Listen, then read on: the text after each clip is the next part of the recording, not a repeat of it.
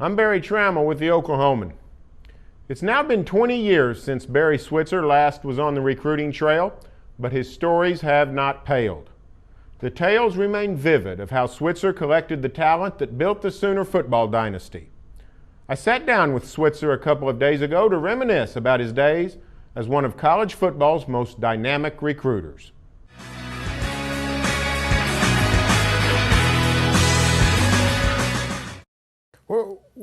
What'd you dislike most about recruiting? Well, not getting the player, becoming in second, because second doesn't get you any, doesn't help you win football games. Is all the attention and the time that you give to a player that, and then you lose him. And then even the ones you get, sometimes after you sign them, you just want to slap the hell out of them after you sign the papers. And but you know, you're dealing with 17, 18-year-old kids, and it's just you have to do that. You have to accept what they give you, and it's somewhat frustrating. But I had an ability to relate to them pretty good, and I was successful because I could always, in recruiting, I had a philosophy in recruiting. Most, knowing when you went into most homes to see a kid, parents were always, they set you higher than what you are and where you belong. You know, they set you on a pedestal. The head coach is coming to see us, and they worry about what their home looks like, and they're scurrying around trying to clean up and trying to make the best presentation they can. Well, I can never raise them to this level because it was just something that you couldn't do. But I could always lower myself, and I always tried to make myself be as ordinary as common and let them know that I'm no different than they are, that we're the same kind of people. And I had that ability to evaluate a situation and adjust to it and do things that they appreciated and liked and made them feel easy. I think Gladys, Keith Jackson's mother, said it best of all in recruiting. Out of all the things, comments that I had from parents, she said, Coach Switzer is the only coach that ever came to my house and made me feel comfortable in my own home, which I thought was really what I was trying to accomplish, is to make them feel comfortable in their own home. And a lot of coaches would come with their coats and ties and their briefcase and open it up, and they'd talk about academics and all these things, which are very important. I got around to those things too, but that's not what you start with. You know, you're trying to tear down barriers, and you're trying to make them relax, and you establish a relationship.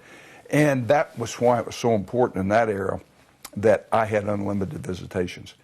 Today, it's so much more difficult, unless you're in that league, is to go import players. See, Bob Stoops has it easier to recruit Texas than I did because we were Big 8 versus the Southwest Conference. You go south of the Red River, they had an unwritten rule down there, let's keep them among ourselves and let's all recruit negatively against Oklahoma. And we were like the big caribou from the north. When we go down there, they attacked us like a pack of wolves, and therefore it was more difficult to get a kid because we didn't play down there but once a year. I was in Dallas. We didn't travel to Waco. We didn't travel to A&M. We didn't play at the other schools that existed in the conference and on a home basis. And we didn't get the exposure with television and writing and the coverage that they do today. And so I think it obviously helps Oklahoma. I always thought that Arkansas ought to be in the Big 8 and Oklahoma in the Southwest Conference. That's had been my desire all along when I was coaching. It was more geographical, made more sense, and where we recruited. So I think that the fact that the rules were more lax then, and it was a free-for-all, allowed me to be more successful. And that I did come along in an era. And it wouldn't work today. I mean, I could still recruit today. I had the ability. I could go sell our program, and I had a great program to sell, and that made it great. But the thing that would happen is that in my era, in the beginning, I was recruiting the black athlete at all positions, and no one else was. if they were, Texas wasn't even recruiting a black athlete when I was recruiting a black athlete.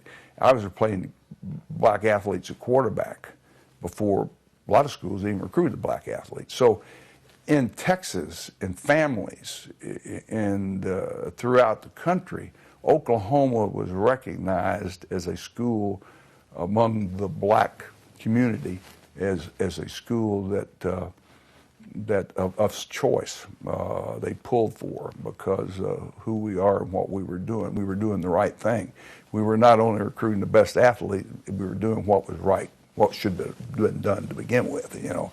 So it was an era that allowed us to have more success probably than other schools did because of the fact of what we were doing and who we were. That doesn't work today. Everyone recruits the black athlete at all positions, and it's predominantly black. The game is black athlete, the best players. You're recruiting the best players in competition. Let competition on the field handle it. But I look back at the start of your question. You asked me a question, and I can't kind of run with things. But the original question was, I didn't let you ask any others, was do I miss recruiting? Do I like recruiting? I loved recruiting. I was good at it. Do I miss it? Still think I could do it, but I'm glad that I'm doing other things today. I don't know if I have the energy to stay after it. I have some physical problems that bother me a little bit. That you know, your tank is, when your tank's half empty and or half full, as you're not full of piss and vinegar like you used to be.